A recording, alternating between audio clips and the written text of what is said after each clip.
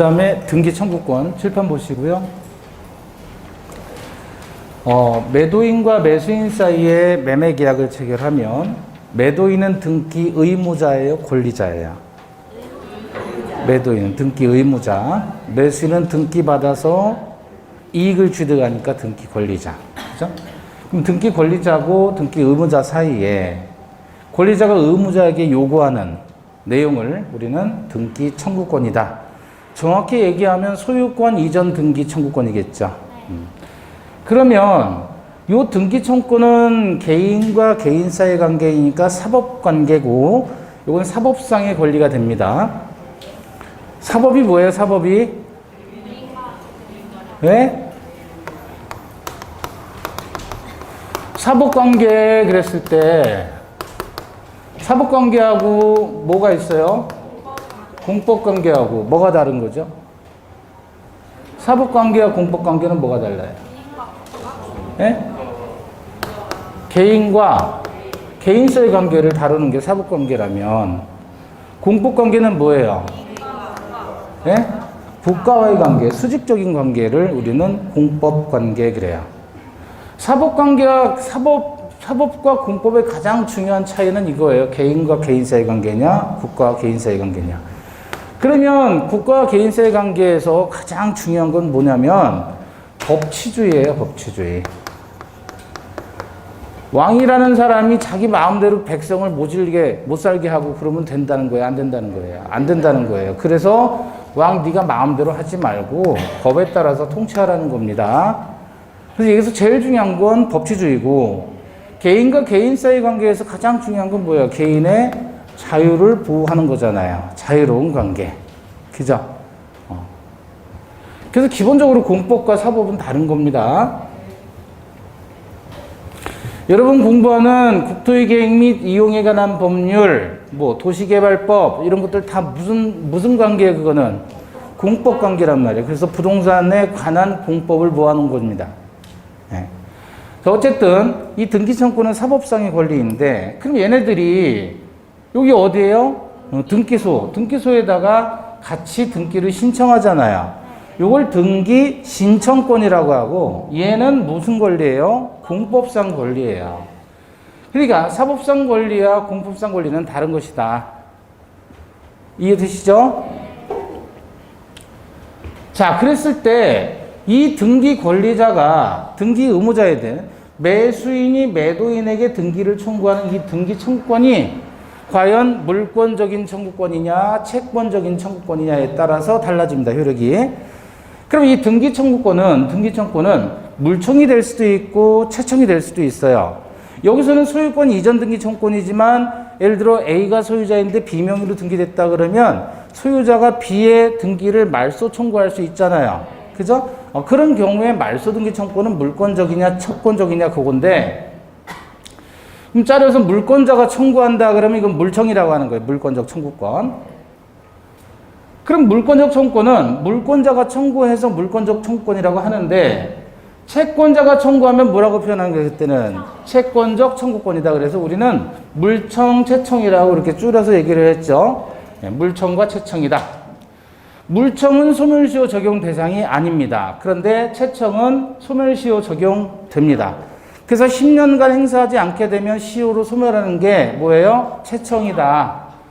그래서 여러분 물권적 청구권이냐 채권적 청구권이냐는 것은 청구하는 사람이 이미 물권을 취득했느냐 못했느냐의 차이예요.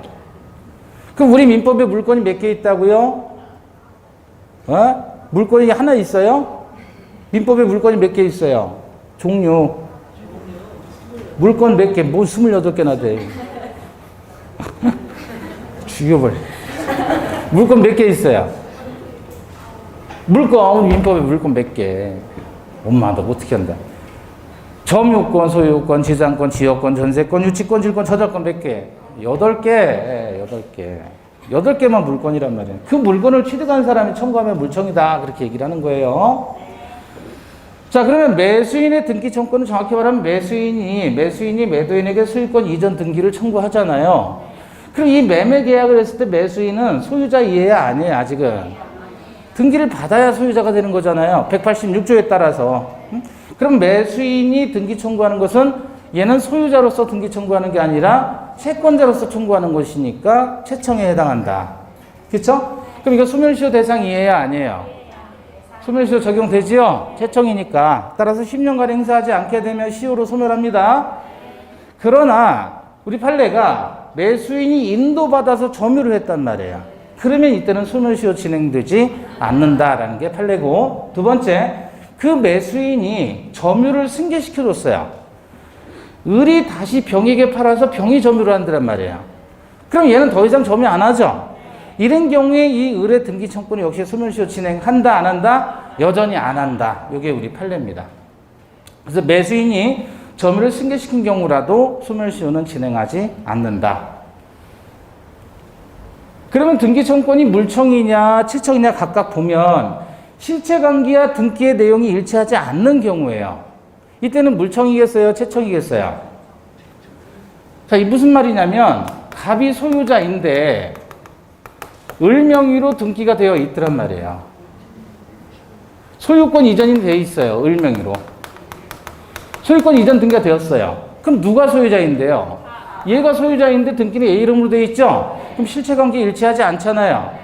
그럼 이때 얘가 얘한테 말소를 청구할 거 아니냐 그 말이야. 그죠? 내가 소유자니까. 그럼 소유자는 물권자, 채권자.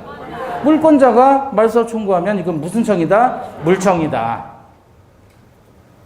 이해되십니까? 이때는 물청입니다. 두 번째 보셔요. 진정 명의 회복을 원인으로 한 소유권 이전 등기 청구예요. 진정 명의 회복 이거 나왔다 그러면 꼭 기억하셔야 돼요. 이거 나오면 이건 누가 하는 거예요? 누가?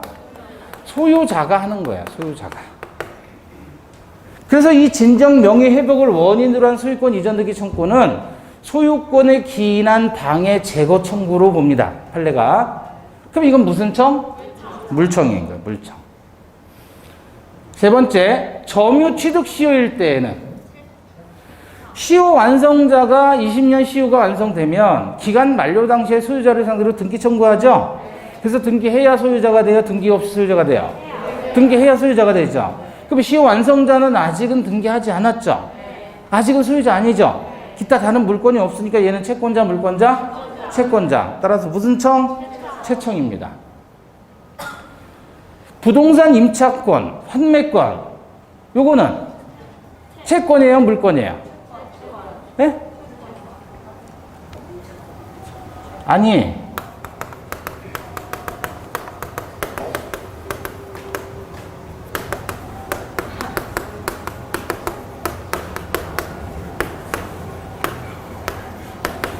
다 써야 돼요?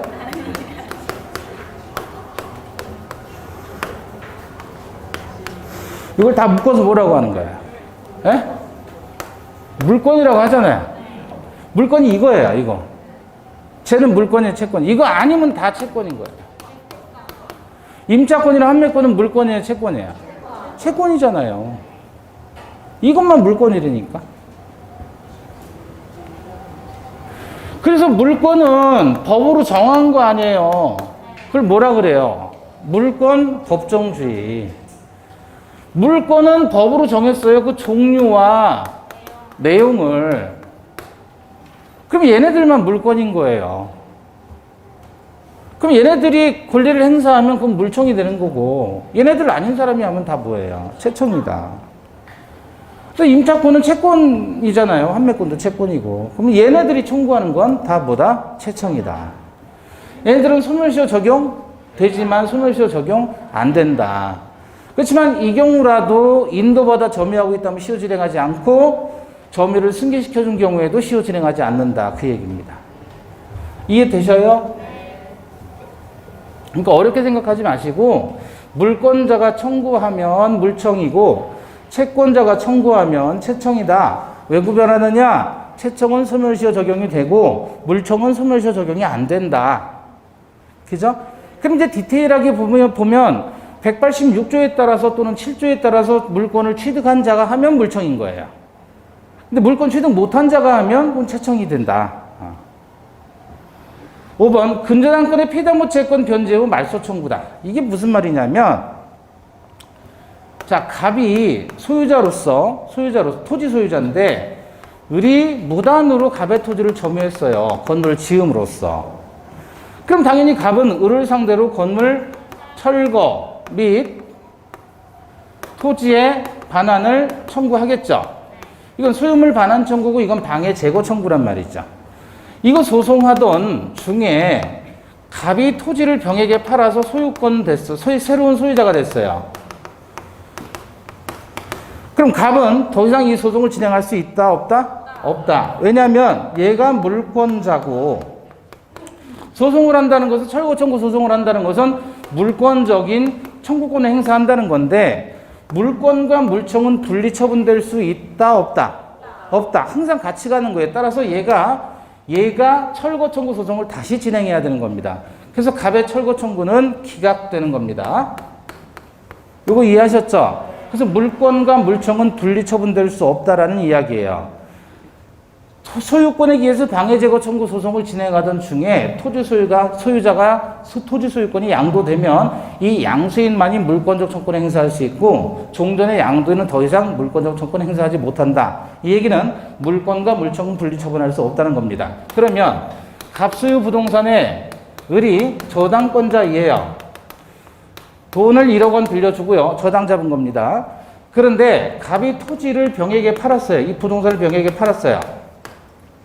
그러면서 얘가 매매 대금을 줬겠죠? 매매 대금을 받아서 얘가 얘한테 변제를 했습니다. 그럼 저당권은 당연 소멸, 말소 등기해야 소멸. 당연 소멸했어요. 소멸했으니 얘가 얘한테 저당권의 말소를 청구할 수 있겠어요? 없겠어요? 말소 청구할 수 있죠? 얘는 물청, 채청. 소유자잖아요? 그럼 물청이에요. 소유권에 기인한 방해 제거 청구로서 소유권을 상실한 이 사람은 더 이상 물권자가 아니죠. 그러면 얘도 얘한테 저당권의 말소를 청구할 수 있겠느냐 그겁니다.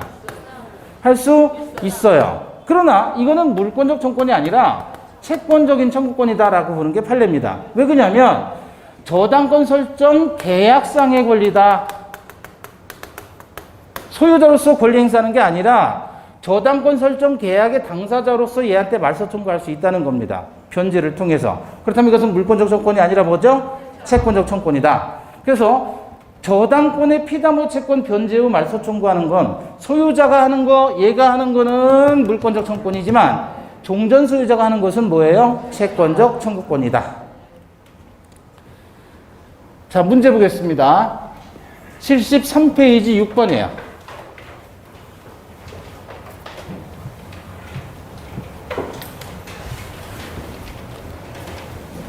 자, 을은 갑수주택을 매수해서 대금 전부 지급한 뒤 인도받아 현재까지 사용수익하고 있다. 인도받았다 그랬죠?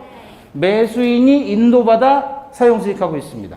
아직 등기를 넘겨받지 못한 상태이다. 틀린 것. 1번. 을의 소유권 이전 등기 청구는 채청, 물청.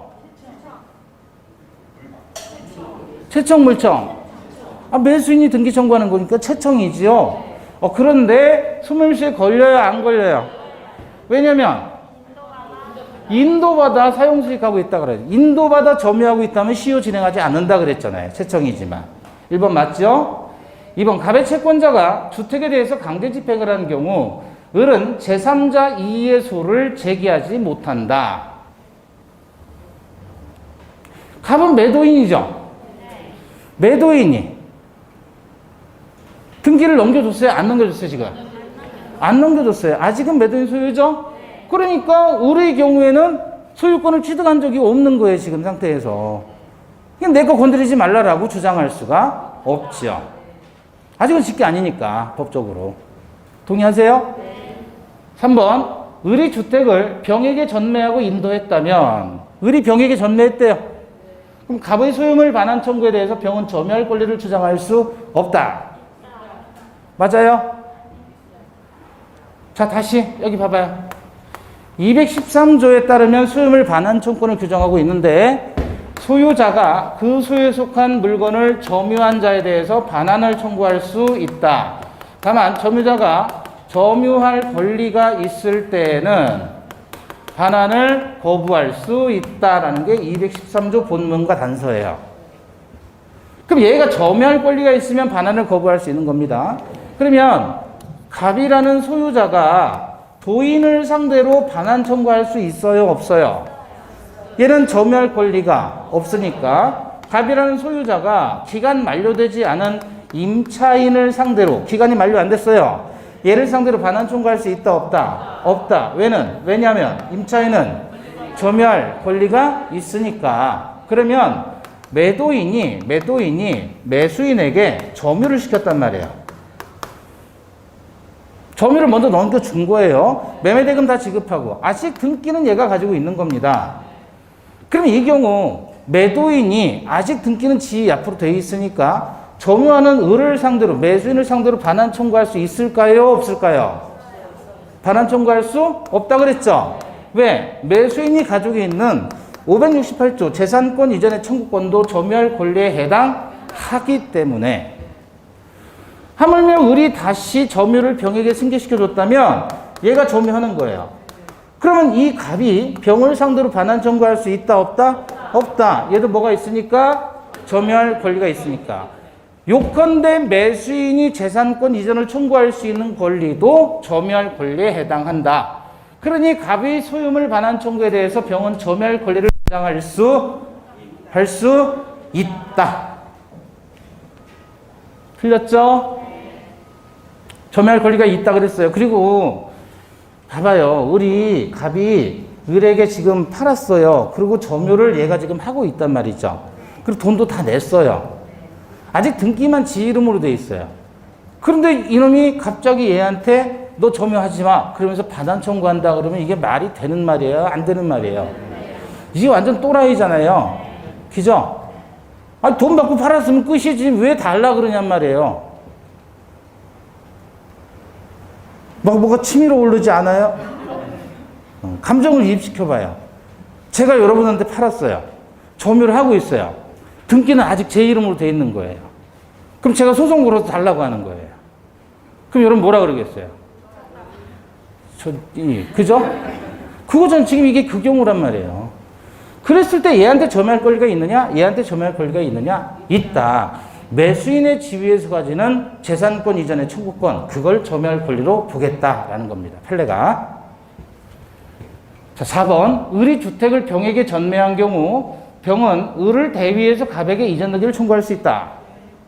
맞아요? 가능하죠. 5번. 을이 주택을 병에게 전매하고 인도한 경우 을의 소유권 이전등기 청구는 소멸시효에 걸린다, 안 걸린다? 역시 안 걸린다. 그래서 점유하고 있어도 시효 진행하지 않고 점유를 승계시켜줘도 역시 시효 진행하지 않는다. 그죠? 자, 73페이지 7번입니다.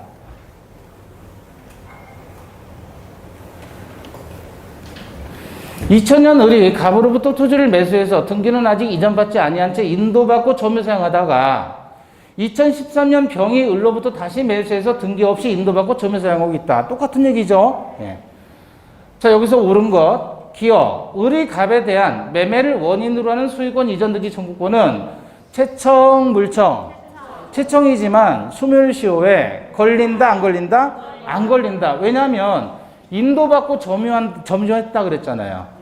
인도받아 점유한다면 시효 진행하지 않는다 그랬으니까 소멸시효에 걸리지 않습니다. 니은 병이 토지를 점유 사용하는 동안에 병의 을에 대한 매매를 원인으로 한 소유권 이전 등기 청구권은 소멸시효에 걸리지 않는다. 맞죠? 역시 점유하니까 시효 걸리지 않습니다. 디귿. 만약 정이 을의 점유를 침탈했더라도 을의 갑에 대한 매매를 원인으로 하는 소유권 이전 등기 청구권은 소멸시효가 진행하지 않는다. 그래요? 점유하면 시효 진행하지 않는다 그랬잖아요. 근데 지금 어떻게 했어요? 정이 침탈을 해버렸죠. 그럼 우리 점유하지 않잖아요. 점유하지 않으니까 이때는 시효 진행하는 겁니다. 리얼. 만약 2021년 4월 무가 병의 점유를 침탈했다면 2022년 7월 현재 병은 무에게 점유물 반환 청구를 할 수 있다. 무가 병유를 침탈했죠. 4월에 22년 7월이면 언제예요? 1년 넘었잖아요. 점유물 반환 청구는 침탈당한 날로부터 몇 년? 1년 내에 행사해야 되잖아요. 그죠? 틀렸습니다. 할 수 없습니다. 자, 71페이지 3번. 채청에 해당하는 거를 골라라 그랬죠?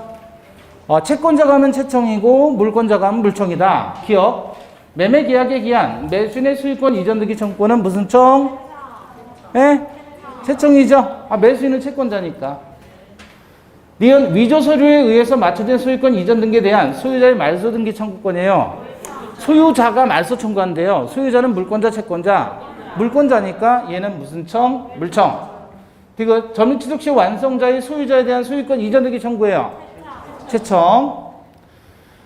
리얼 민법 621조에 의한 임차인의 임대에 대한 임차권 설정 등기 청구권이에요. 임차인이 임차권 등기를 청구하는 거예요. 그러면 이런 건 문제 나왔을 때 621조, 512조 뭐 이런 거 나오면 이런 건 의미가 없는 겁니다. 조문은. 그러니까 조문 가지고 이걸 틀리게 낸다 이렇게 생각하시면 안 돼요. 아시겠죠? 예를 들어 이렇게 돼요. 103조는 반사의 질서 법률 행위를 규정했잖아요. 103조는 반사의 질서 법률 행위를 규정했는데 이걸 104조는 반사의 질서 법률 행위로 규정했다 라고 이렇게 해서 틀리게 만들 적은 없어요. 조문을 틀리게 하진 않는다는 거예요. 이런 건 오타예요. 오타. 아시겠죠? 그러니까 조문 나왔을 때 쫄지 마시라고요. 621조 딱 나오니까 뭐야 이거. 그죠? 그러지 마시라고요. 이거는 의미가 없는 거예요. 그래서 이거 가지고 만약에 이게 621조인데 623조 이렇게 바꿔가지고 틀리게 만든다 그런 법은 없어요. 그런 문제 출제한 적도 없고. 아시겠죠? 중요한 건 임차인이 임차권 등기를 해달라고 요구하는 거예요. 임대인에게. 채청, 물청. 임차인은 무슨 자? 채권자, 채청이자. 자, 그 다음에 등기의 추정력입니다. 이것도 되게 힘들게 생각하시지 마시고 등기의 추정력을 억지로 외우자 그렇게 하지 마시고요. 이런 등기의 기재가 되면 아까도 그랬잖아요. 네? 이게 뭐라 그랬죠? mirror. 발음 죽이죠. mirror. 거울이란 말이에요. 거울. 이게 등기라고 보시면 되는 거예요. 여기 사람이 있다 이렇게 있다 그러면 이게 실체관계고 실체관계를 그대로 반영하는 게 mirror이잖아요. 그죠? 등기는 실체관계를 반영하면 되는 거예요. 그럼 등기에 뭐가 기재되어 있는지를 보고 여기 쓰여진 내용을 보고 이걸 추정하는 거 아니겠어요? 그쵸? 그러니까 이걸 보고 이걸 쓰는 게 아니고 여러분은 눈으로 얘를 보고 이런 게 있겠구나라고 추정을 할 거 아니에요. 그쵸? 그럼 등기에 기재되는 내용에 따라서 추정되는 내용들이 달라지겠죠. 그럼 일반적으로 뭘 등기에 기재하는지 보잔 말이에요. 등기번호 이렇게 나와 있다 그랬을 때 순위번호 상란 지금은 뭐 옛날엔 다 이렇게 나왔는데 지금 다 옆으로 나오잖아요. 전산돼 가지고. 그죠? 똑같은 내용이에요. 이런 걸 뭐라 그래요? 이렇게 소유권 보존, 소유권 이전 이렇게 하는 거를. 예? 이런 걸 뭐라 그래요? 등기의 목적이라고 해요. 목적. 등기의 목적. 파란색으로. 그러면 소유권 보존했다. 갑이라는 자가 최초로 소유권을 원시 취득했구나라는 게 추정되겠죠. 자, 보존 등기에 보니까 얘하고 달라요. 얘는 4줄이고 얘는 3줄이에요. 뭐가 달라요? 이게 들어간단 말이에요. 얘는. 보존 등기에는 등기 원인을 기재하지 않아요. 그럼 보존 등기에 등기 원인의 존재가 추정된다 그러면 맞아요? 틀려요? 틀렸죠. 그죠? 등기 원인을 기재 안 하는데. 그럼 등기된 권리, 소유권이든 보존이든 이전이든 이 권리가 적법하게 존재할 것으로 추정되겠죠. 그죠? 자, 이 노란 건 뭐예요? 무슨 날짜? 등기를 하게 되면 등기 신청서를 쓰죠. 그 신청서 접수 연월일과 접수 번호가 다른 거예요. 등기를 신청하면 2022년 6월 12일 날 제3545번으로 접수 번호가 기재가 되는 거예요. 그러면 등기 신청서를 쓸 때 등기 신청서 한 장 꼴랑 쓰나요? 거기에 첨부서를 다 넣나요? 첨부서를 넣겠죠. 대리인에 의해서 등기 신청이 이루어졌다 그러면 적법한 대리권의 존재가 추정되겠죠. 미성년자가 법률 행위를 해서 소유권 이전받는다 그러면 법정 대리인의 동의가 있었을 것이라고 추정되겠죠. 토지거래 허가 지역이라면 허가서가 첨부 됐을 거라고 추정이 되겠죠. 쫙 묶어서 신청 절차의 적법 추정이라고 하는 거예요. 신청서 접수 연월일을 통해서 신청 절차가 적법하다. 신청 절차의 적법이 추정된다. 법정 대리인에 있어서 미성년자의 법률행위에 있어서 법정 대리인의 동의서, 예? 또는 대리인이 대리에 의해서 대리행위에 의해서 등기 신청이 이루어졌다면 적법한 대리권의 존재가 추정될 것이다. 그러니까 신청 절차에 들어가는 첨부 서류가 다 첨부가 됐다는 뜻이에요. 그러니까 접수 번호가 떨어진 거 아니에요. 이해되시죠? 등기 신청하는데 첨부 서류 빠져 있다 그러면 접수 번호 안 떨어진단 말이에요. 그죠? 이건 뭐라 그래요? 등기 원인. 그럼 등기 원인도 적법할 것이라고 추정된다. 저당권 설정이다 그러면 피담보 채권의 존재가 추정되겠죠. 그죠? 그 다음에 요걸 뭐라고 하냐면 이 권리자 을, 갑. 이거 뭐예요? 요 빨간색이에요. 안 보이죠, 잘? 보여요? 당사자의 표시. 그러면 이 갑과 을 사이에 권리 변동의 당사자가 되는 거죠.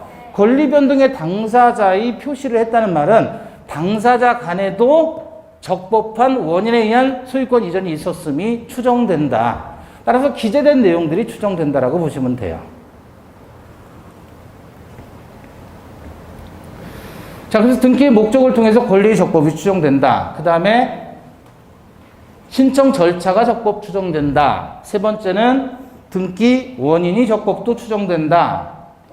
네 번째는 권리 변동의 당사자 간에도 추정력이 인정된다. 이렇게 해서 네 가지로 기억을 하시고, 자, 관련해서 74페이지 8번입니다.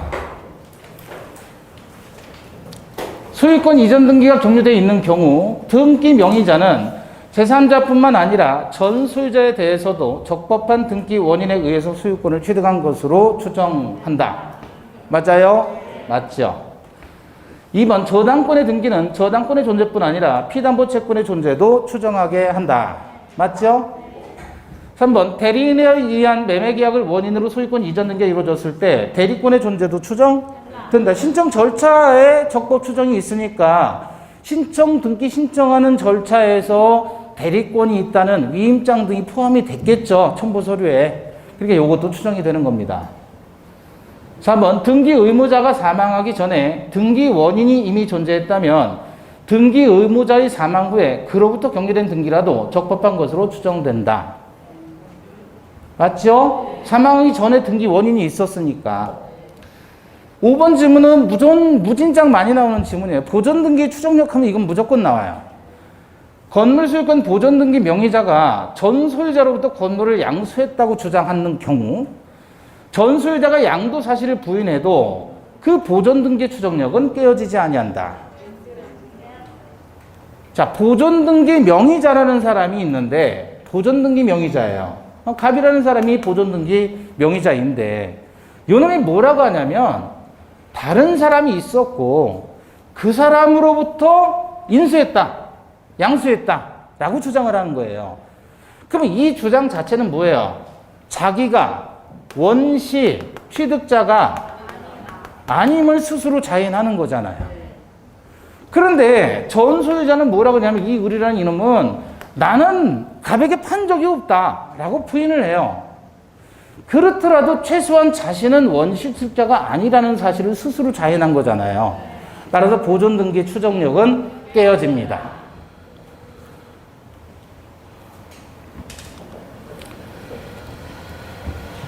또 다른 문제를 보겠습니다.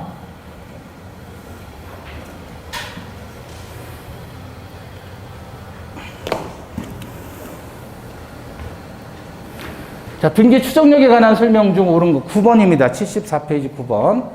1번, 등기부상 물권 변동의 당사자 사이에는 추정력을 원용할 수 없다. 당사자 간에도 추정력이 인정된다 그랬죠? 여기서 참고로 원용이라는 말은 재판에서 사용한다는 뜻이에요. 그걸 원용이라고 표현해요. 재판에서 사용하겠다. 1번 맞고요. 틀렸죠? 원용할 수 있다. 당사자 간에도 물권 변동의 추정력이 인정됩니다. 2번 근저당권 등기가 행해지면 피담보 채권뿐 아니라 피담보 채권을 성립시키는 기본계약의 존재도 추정된다. 너무 나갔죠. 피담보 채권만 기재가 되어 있지 기본계약이 뭔지는 알 수가 없잖아요. 그래서 이건 추정되지 않습니다. 3번 소유권 이전 청구를 보존을 위한 가등기가 있으면 소유권 이전 등기를 청구할 어떤 법률 관계가 있다고 추정된다. 그런 것 같지만 얘는 포인트가 뭐예요? 가등기란 말이에요. 가등기. 요 가등기는 뭐라고 표현해요? 예비등기라고 하는 거예요. 예비등기의 반대말은 뭐죠? 종국등기 또는 본등기. 다시 말하면 등기를 하면 바로 효력이 발생을 하면 종국등기고, 효력이 발생이 되면, 등기를 했는데도 아무런 효력이 발생하지 않았다. 그래서 이걸 예비등기라고 하는 거예요. 그래서 예비등기는 아무런 효력이 없다. 예비등기는. 여러분이 알고 있는 가등기 이외에 나머지 모든 등기는 다 종국등기예요. 등기하자마자 효력이 발생하는 거예요. 물권 변동이 되거나. 근데 얘는 예비등기이기 때문에 아무런 효력이 발생하지 않고, 따라서 법률관계의 추정력도 인정되지 않습니다. 가등기는 좀 이따 다시 보기로 하고. 4번 소유권 이전 등기 원인으로 주장된 계약서가 진정하지 않은 것으로 증명되어도 등기의 적법 추정은 깨어지지 않는다. 그래요? 아니, 계약서가 진정하지 않은 것으로 증명이 됐잖아요. 그러면 추정은 깨어져야죠. 당연히. 5번 확정 판결에 의해 소유권 이전 등기가 말소되었으나 그 후 그 판결이 취소되었다면 말소된 등기의 등기 명의자는 여전히 적법한 소유자로 추정된다. 맞아요? 그래서 등기가 말소되었지만 적법하게 판결이 취소가 됐다는 거예요. 그러면 말소된 등기가 취소가 된 거잖아요. 당연히 취소됐으니까 그러면 말소된 등기 명의자는 적법한 소유자로 추정이 되어야 하죠. 자, 가등기를 보시죠. 지금 갑과 을 사이에 3월 1일 날 매매가 있었고요. 그래서 매매를 하고 을이 3월 1일 날 매매를 원인으로 4월 1일에 가등기를 걸어놨어요. 소유권 이전 청구권을 가지게 되죠. 그 권리를 보존하기 위해서 가등기를 걸어놨고, 그 다음에 갑이 어떻게 했어요? 병에게 5월 1일 날 소유권 이전을 했어요. 그럼 가등기가 되어 있는 상태에서 지금 병에게 소유권 이전된 거잖아요. 가등기가 있는데 이렇게 소유권 이전 등기가 가능한 거예요? 그렇죠. 가등기는 예비등기니까 아무런 효력이 없단 말이죠. 자, 이렇게 5월 1일 날 소유권 이전이 됐다. 그래서 가등기에 의해서 다시 6월 1일 날 본등기를 해버린다. 등기상으로 보면 이렇게 돼요. 지금 갑이 소유자이었는데 4월 1일 을이 가등기를 걸었죠? 그 다음에 5번에서 소유권 이전이 되고 병에게 매매가 된 거예요. 이게 5월 1일. 그리고 어떻게 했어요? 6월 1일 다시 본등기를 한 겁니다. 그럼 시간적으로 보면 3월 1일, 4월 1일, 5월 1일, 6월 1일 봐가지고 3월 1일 이전의 소유자는 누구예요? 갑이죠. 그럼 3월 1일에서 4월 1일까지 소유자는 누구예요? 역시 갑이죠. 4월 1일부터 5월 1일까지 소유자는 누구? 갑. 5월 1일부터 6월 1일까지 소유자는 누구예요? 병이죠. 왜냐하면 병이 지금 5월 1일 날 소유권 이전을 받은 거잖아요. 그죠? 그런데 6월 1일 날 본등기를 했죠? 그럼 소유자는 누가 되는 거예요? 을이 되는 거죠. 그래서 결국은 물권 변동하는 시점은 본등기 시점에 물권이 변동한다. 그럼 가등기는 아무런 효력이 없는 예비등기란 말이죠. 그러니까 가등기가 효력이 없기 때문에 가등기 된 상태에서 5월 1일 날 소유권 이전은 얼마든지 가능하다는 말이죠.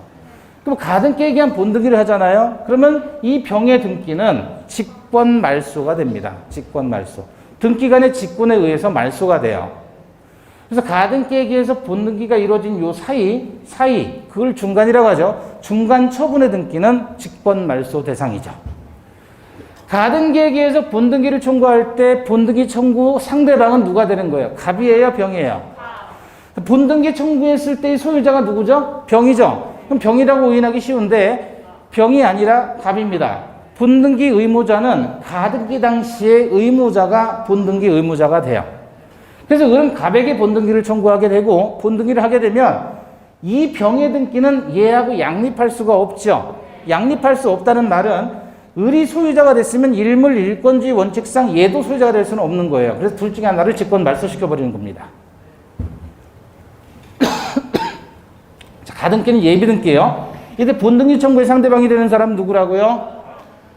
예? 갑. 물권 변동의 효력 발생 시점은 본등기 시, 즉 6월 1일 날 을에게 소유권이 이전되는 겁니다.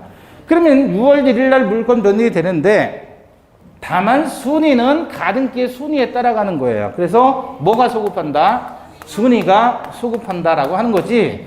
물권 변동의 효력 발생 시점이 소급하는 것은 아니다. 물권 변동의 효력 발생 시점은 언제? 본등기 시. 가등기가 인정되겠느냐? 판례는 인정합니다. 그래서 가등기를 다시 부기등기 형식으로 양도할 수도 있다라고 봐요. 자, 관련해서 문제 75페이지 10번입니다.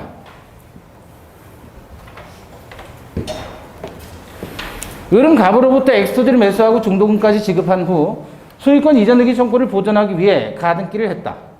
그 갑은 엑스토지를 병에게 매도하고 소유권 이전 등기를 해주었고 을이 잔금을 제공하면서 이전 등기를 요구했으나 갑이 응하지 않고 있다. 틀린 것은 1번 을은 가등기만으로 병명의 소유권 이전 등기의 말소를 구할 수 없다. 그쵸?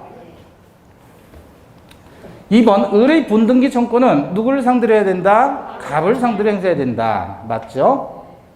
3번 을의 가등기에 의해서 본등기가 이루어진 경우 병은 을에 대해서 소유권을 주장할 수 없다. 그쵸? 직권 말소되니까. 4번 을이 가등기에 의해서 본등기가 이루어지는 경우 을은 가등기를 한 때로부터 소유권을 취득한 것으로 본다. 물권 변동의 효력 발생 시점은 언제? 본등기 시잖아요. 그래서 가등기를 한 때로부터가 아니라 본등기 시에. 5번 을의 가등기에 의해서 본등기가 이루어지는 경우 병명의 소유권 이전 등기는 등기관에 의해 직권 말소된다. 그렇죠? 11번입니다. 1번 가등기 권리자는 가등기만으로서는 물권 취득의 효력을 주장할 수 없다. 가등기는 예비등기로서 아무런 효력이 없습니다. 2번 소유권 이전 등기 청구권을 보존을 위한 가등기를 마쳤더라도 청구권의 발생 원인이 되는 계약관계의 존재가 추정되지 않는다. 가등기는 어떠한 추정력도 인정해주지 않는다 그랬어요. 3번 물권적 청구를 보존하기 위해서 가등기를 할 수는 없다. 그죠? 채청을 위해서 하는 것이지 물청을 위해서 하는 건 아니죠. 4번 가등기에 의한 본등기 절차에 의하지 않고 별도의 본등기를 격려받은 경우 제3자 명의로 중간처분의 등기가 있어도 가등기에 의한 본등기 절차의 이행을 청구할 수 없다. 맞아요?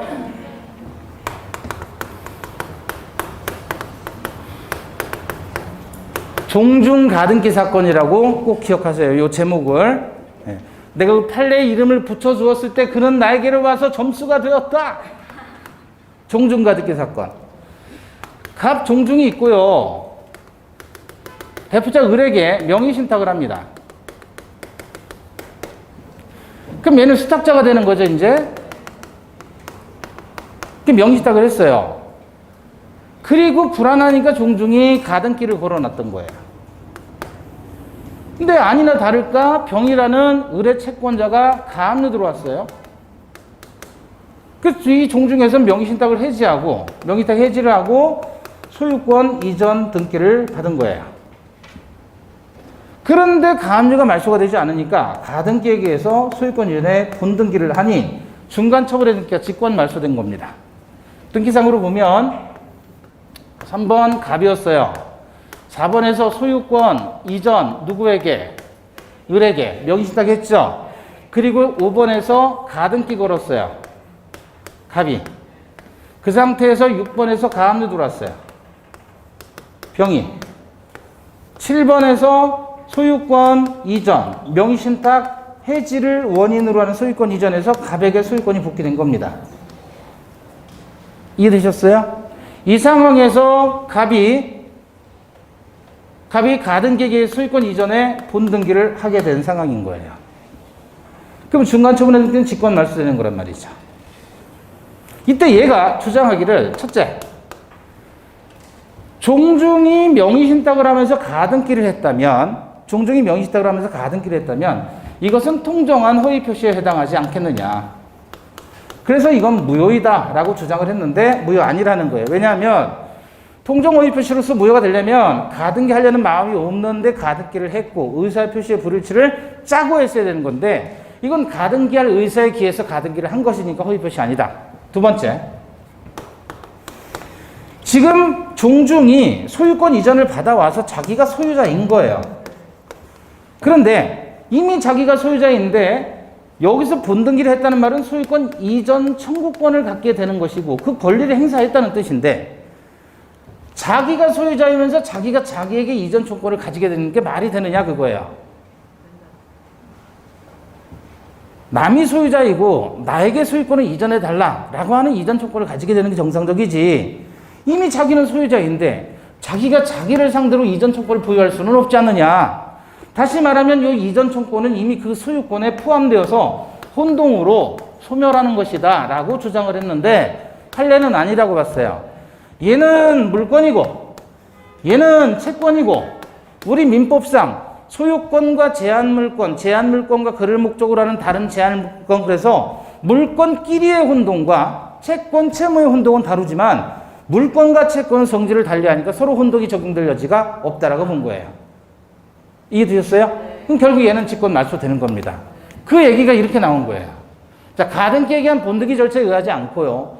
별도로 본등기를 격려했어요. 즉 명시탁 해지를 원인으로 소유권 이전을 받은 거예요. 이때 제3자 명의로 중간처분에 등기 병의 가압류가 있어도 가등기에 의한 본등기 절차의 이행을 청구할 수 있다. 할 수 있다. 아시겠죠? 이게 종중 가등기 사건. 5번 가등기된 소유권 이전등기 청구권을 가등기에 대한 부기등기의 방식으로 타인에게 양도할 수 있지요. 자, 71페이지 2번입니다.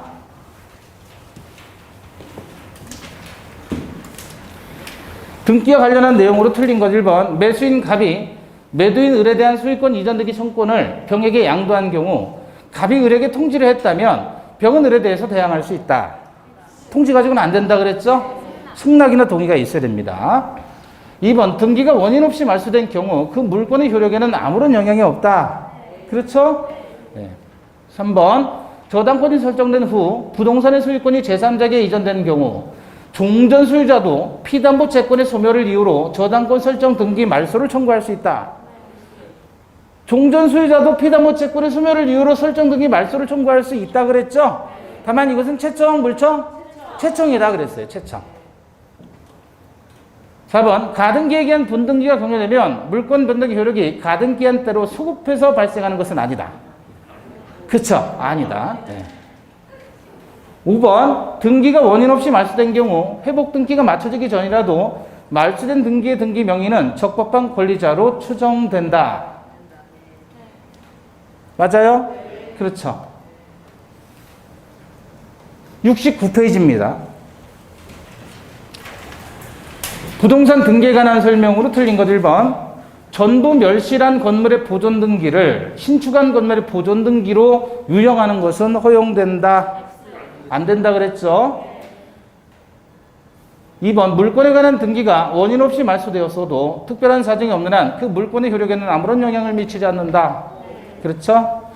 3번. 소유권 이전 청구권 보전에 가등기가 되어 있더라도 소유권 이전 등기를 청구할 법률 관계가 있다고 추정되지는 않는다.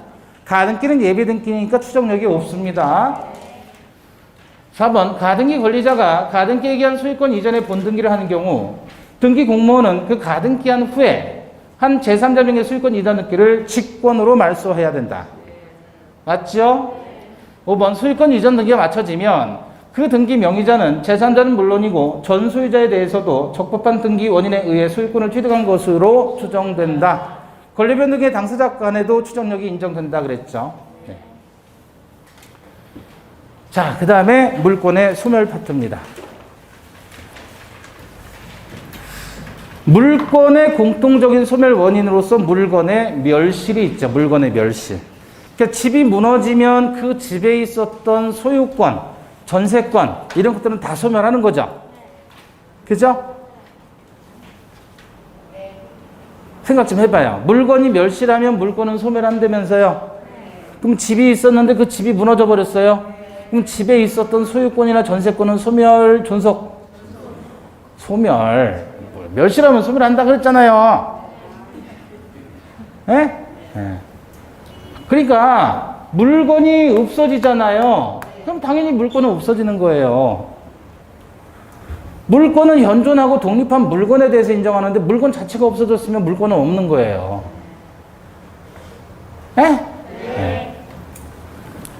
자, 그러면 물건이 멸실하면 물건은 소멸한다 그랬습니다. 그럼 집 무너지면 집에 대한 소유권, 집에 대한 전세권 다 어떻게 된다고요?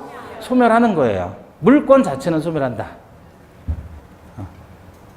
그럼 전세권이 없어졌다 그러면 전세금 못 받는 거예요?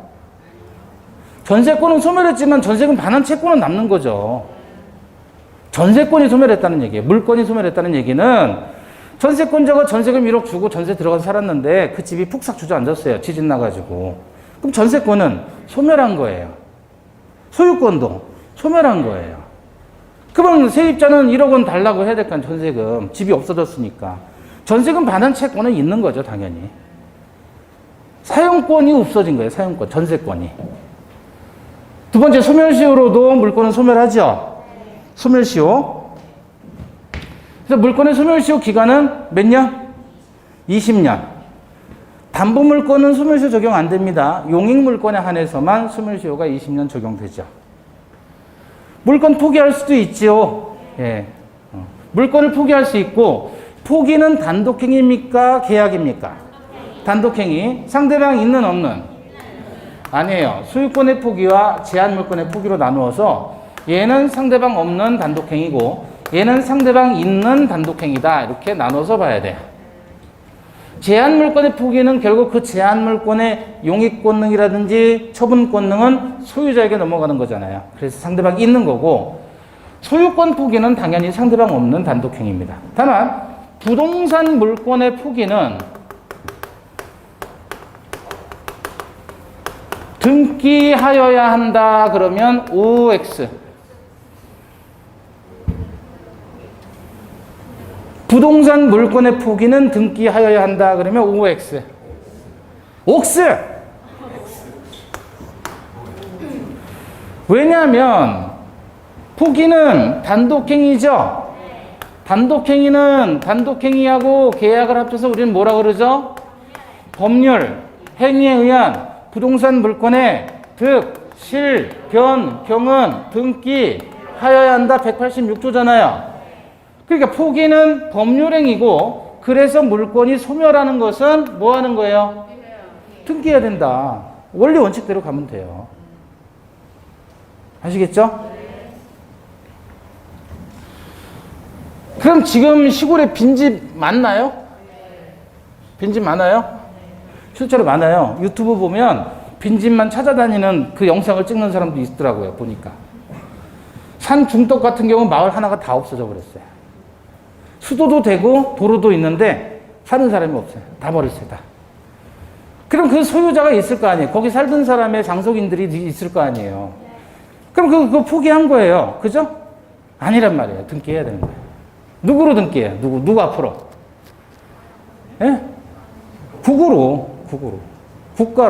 국가로 이전 등기를 해주는 겁니다. 그러지 않으면 그건 포기한 게 아니에요. 법적으로. 그러니까 빈집이라고 막 들어가서 살면 된다, 안 된다? 안 된다.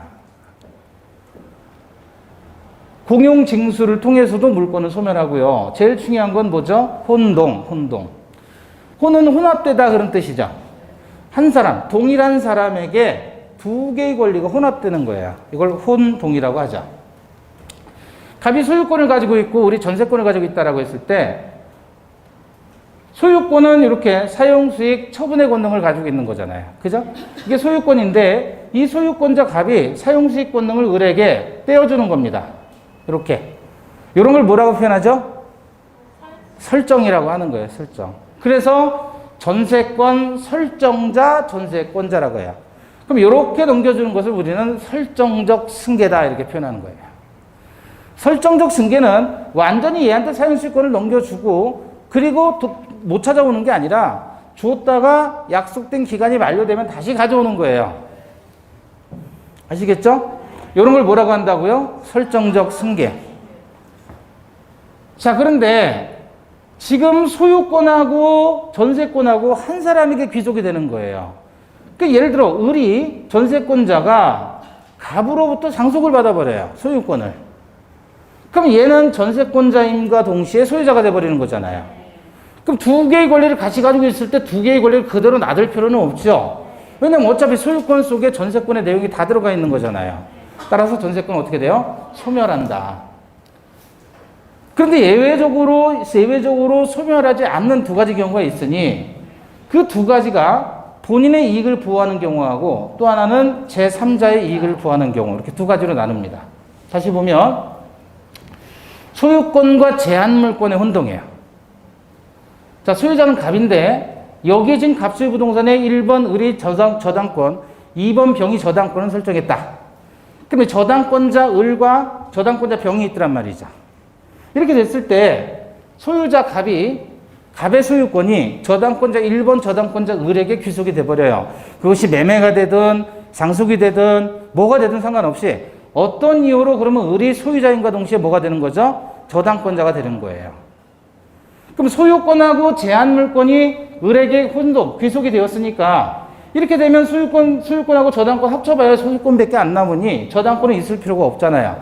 그런데 원래대로라면 소유권하고 제한물권이 혼동되면 이 제한물권이 소멸해야 되는 게 맞는데 이거 소멸했다라고 치면 을이 1번으로 배당을 받을 수 있는 권리를 소멸시켜버리고 사실상 얘가 없어진다 그러면 얘가 사실상 1번으로 돈을 받을 수 있는 권리가 생기는 거잖아요. 지거 없애놓고 남 좋은 일만 시키게 되니까 본인을 위해서 이건 너무 불리하다. 단지 우연치 않게 소유권이 상속되었을 뿐이지 얘가 얘한테 빌려준 돈을 받았다는 게 아니란 말이에요. 채권은 남아있는 거예요.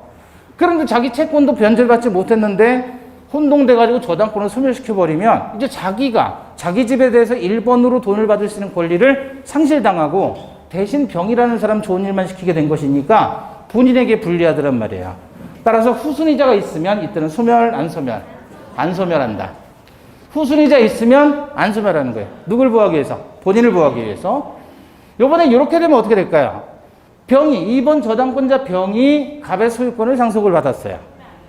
그렇게 되면 얘 밑에 후순위자 없죠? 이러면 소멸한다.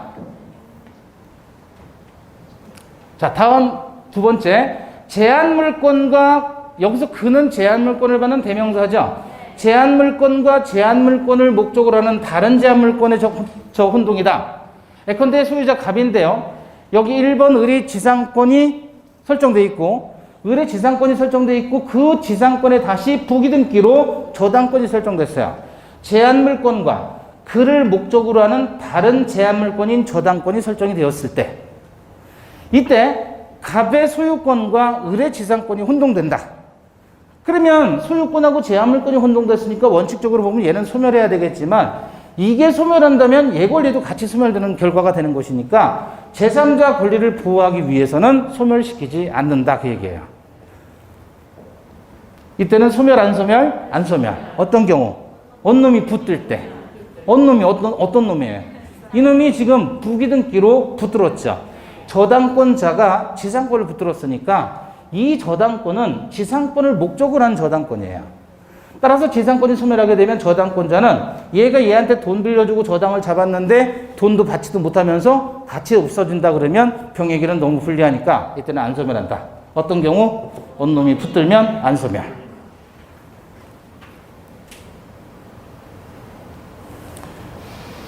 자, 만약에 이 지상권하고 저당권이 혼동이 됐어요. 즉 병이 지상권을 취득했어요. 이렇게 되면 이때는 소멸하죠. 있을 필요가 없으니까. 다만 이제 혼동은 점유권이나 광업권에는 혼동의 원칙 자체가 적용되지 않는다. 관련해서 77페이지 1번입니다. 물권 소멸에 관한 설명으로 틀린 것. 1번 토지 소유권과 광업권이 동일인에게 기속하게 되면 광업권은 혼동으로 소멸한다. 방금 전에 봤죠? 점유권하고 광업권은 혼동이 적용되지 않는다 그랬어요. 그래서 1번 틀렸습니다. 2번 소유권은 소멸시에 걸리지 않는다. 맞습니다. 이걸 소유권의 항구성이라고 해요. 소멸시효는 용익물권에 국한해서 20년 적용됩니다. 3번. 지역권은 20년간 행사하지 않게 되면 시효가 완성된다. 맞습니다. 4번. 지상권이 저당권의 목적이 되는 경우. 지상권이 저당권의 목적이 됐다. 그 말은 무슨 뜻이에요? 네. 1번이 지상권 1-1 지상권 저당권이다. 그거예요. 부기등기로 들어가는 거. 이때 지상권자가 소유권을 취득하더라도 지상권을 혼동으로 소멸하지 않죠. 왜? 저당권자가 붙들었으니까. 5번. 피담보 채권이 존속하는 한 저당권은 단독으로 소멸시에 걸리지 않는다. 맞죠? 예. 저당권은 점유하는 권리가 아니기 때문에 저당권 자체가 소멸시효 대상이 되지는 않습니다. 자, 2번입니다. 물권 소멸에 관한 설명 등 틀린 것. 1번. 전세권은 존속기간이 만료하면 소멸한다. 맞죠? 2번. 소유권은 소멸시에 의해서 소멸하지 않는다. 맞습니다.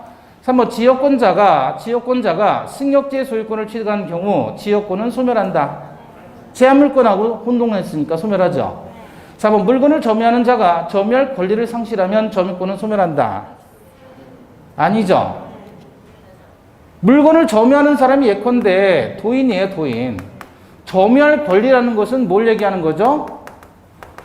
본권이에요, 본권. 근데 점유할 권리를 상실하면 점유권도 같이 소멸하는 건 아니잖아요. 소유권을 상실해도 무단 점유하면 점유권은 있는 거잖아요. 그러니까 점유할 권리를 말하는 건 본권을 얘기하는 겁니다. 본권하고 점유권은 완전히 별개입니다. 소멸하지 않습니다. 5번. 지상권이 저당권의 목적인 때에는 지상권의 포기는 저당권자의 동의를 얻어야 된다. 그죠? 등기상의 이해관계이니까. 3번입니다. 혼동으로 물권이 소멸하는 경우는 그랬죠. 1번. 갑의 토지에 을이 1번 저당, 병이 2번 저당을 취득했을 때 을이 토지 소유권을 취득한다. 자, 갑의 토지에 1번 저당권 을, 2번 저당권 병인데 을이 소유권을 취득했대. 이렇게. 그럼 후순위자 있어요, 없어요? 후순위자 있으면 안 소멸이죠. 2번. 갑의 건물에 을이 저당권 취득한 다음 건물을 매수해서 소유권 이전 등기를 마쳤는데 매매계약이 원인무효임이 밝혀졌다. 자, 갑의 건물인데 을이 저당권을 취득했어요. 갑이 소유자, 을이 저당권자인데 그 을이 저당권을 취득한 다음 건물을 매수해서 소유권을 이전 등기를 마쳤다. 그럼 얘가 저당권자인가 동시에 소유자가 된 거잖아요.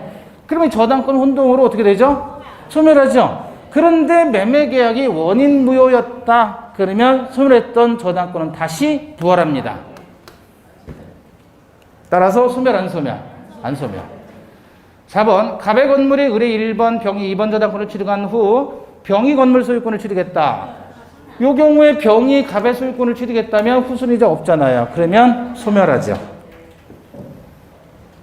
4번. 갑의 토지에 을이 지상권 취득하고 그 지상권 위에 병이 저당권을 취득했다.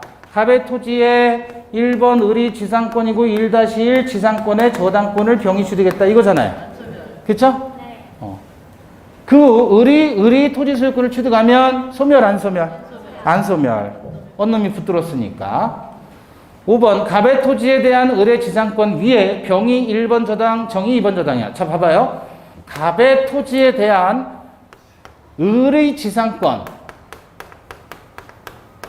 이거죠. 이거 위에 병이 1번 저당이에요. 1-1 지상권 저당권 병. 1-2 지상권 저당권 정. 이렇게 들어간 거예요. 이게 혼동에서는 제일 그나마 복잡한 거예요. 그래서 병이 1번, 정이 2번 저당권을 취득한 뒤 병이 을의 지상권을 취득했어요. 후순위자 있어요, 없어요? 있으면 안 소멸. 그죠? 하나 더 보죠. 76페이지입니다.